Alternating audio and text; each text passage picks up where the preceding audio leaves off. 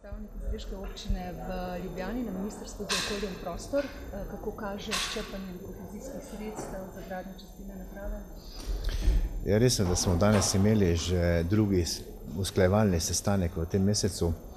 V bistvu smo danes dosegli bistven napredek, kajti odpravili smo tisto zadnjo formalno pomanjkljivost, ki je bila po mnenju MOP-a še prisotna v naši vlogi. Govorimo o bistvenih. To pomeni, da smo uspeli zagotoviti 95% priključenost prebivalstva na ta sistem in s tem tudi na čistilno napravo v Slovenskih Konjicah, kar je eden od bistvenih pogojev za doseganje ciljev, ki morajo biti ob koncu tega finančnega obdobja zagotovljeni. Dogovorili smo se tudi za nekatere manjše dopolnitve, to pomeni dodatna pojasnila, ki jih naj pripravi projektant, kajti edino projektant je po moji presoji poklican za tolmačenje in tudi za pojasnjevanje določenih strokovnih rešitev. Tako da računamo, da bomo v naslednjem tednu imeli pisno navedene te pripombe, ki jih je potrebno še doreči oziroma pojasniti. Nato pa je danes bilo sklenjeno, da do 15. aprila te nedoslednosti ali pa dodatna pojasnila predložimo in istočasno gre pa vloga že tudi v obravnavo na službo vlade za regionalni razvoj in lokalno politiko, tako da od tam naprej je pa seveda vse v rokah hitrosti državnih uradnikov, kdaj lahko pričakujemo odločbo. Zagotovila so bila, da bo to še pred poletjem, jaz bom pa silno vesel, če bo to konec avgusta. Jaz bi vseeno prosil za en komentar, recimo knjižnica, zavod je posloval z izgubo in zdaj želja je v bistvu njihova, da bi občina več denarja namenjala predvsem za samo knjižnico, delovanje same knjižnice, ne v bistvu, kako vi na to gledate in kakva je verjetnost, da bo občina več namenila za to.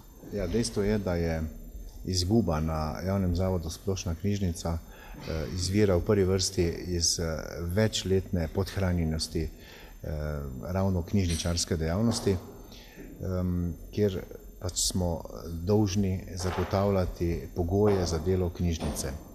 Seveda prihaja tu do navzkrižja interesov med tistim, kar bi obiskovalci knjižnice želeli, to je čim daljše odpiralne čase, in pa med realnimi možnostmi.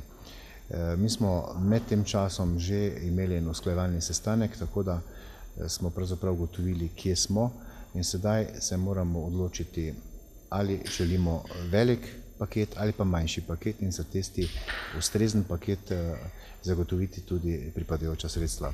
Dejstvo je, da je trenutno v knjižnici zaposlenih 7 ljudi, po strokovnih normativih, ki jih predpisuje država, bi pa za takšen obseg potrebovali 12 zaposlenih. To se pravi, da smo že nekje na spodnji meji tistega, kar še lahko deluje kot normalna služba.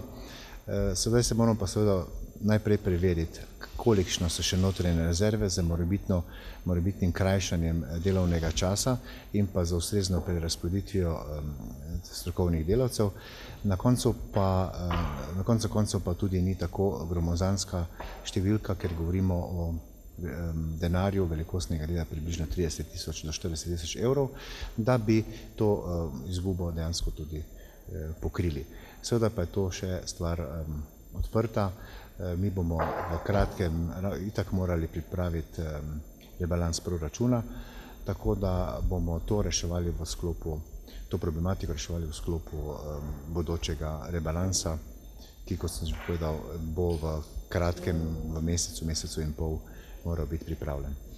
Ne gre samo za pokrivanje lanske izgube, ampak da bi to v bistvu postalo normalno, da bi v bistvu občina zagotavljala ta denar. Ravno to je to.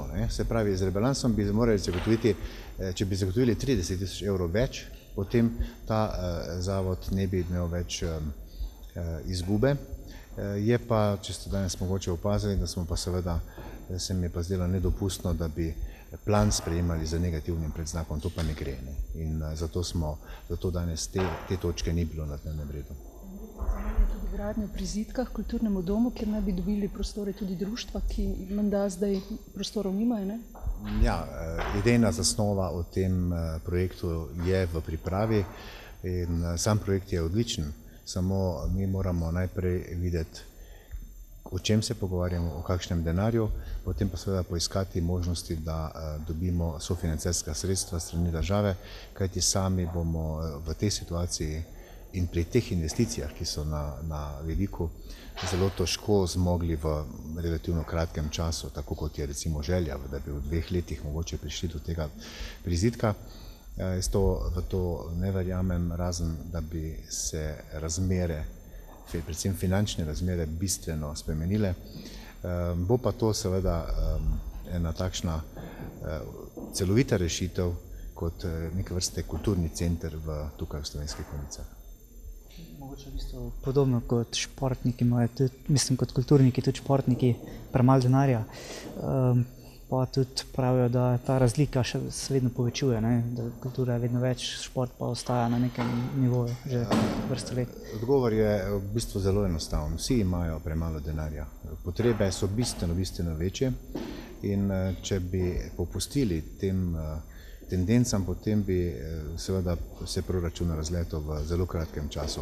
V situaciji, ko je potrebno se prilagajati proračunu, predvsem na prihodkovni strani, je pravzaprav čudež, da takšen izpad na prihodkovni strani, kot smo ga beležili lani, in to ne samo naša občina, da nam je jasno, to so vse občine ali pa širše po Evropi, potem je potrebno ta primanjkljaj nekje izravnati.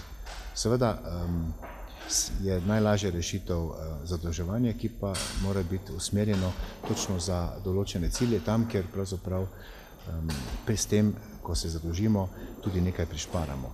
Mi smo z projekti, s prijavami na evropske razpise in pa tudi z prijavami oziroma z razpisi, kjer so se v bistvu izvajalci gradbenih del spustili precej nižje, kot smo bili vajeni do predlanskega leta, pravzaprav naredili dobro potezo, tako da bomo na koncu imeli tukaj večji izkupiček, kajti če pocenimo gradnjo za 35%, to znese na letni ravni za konjiško občino kar precej.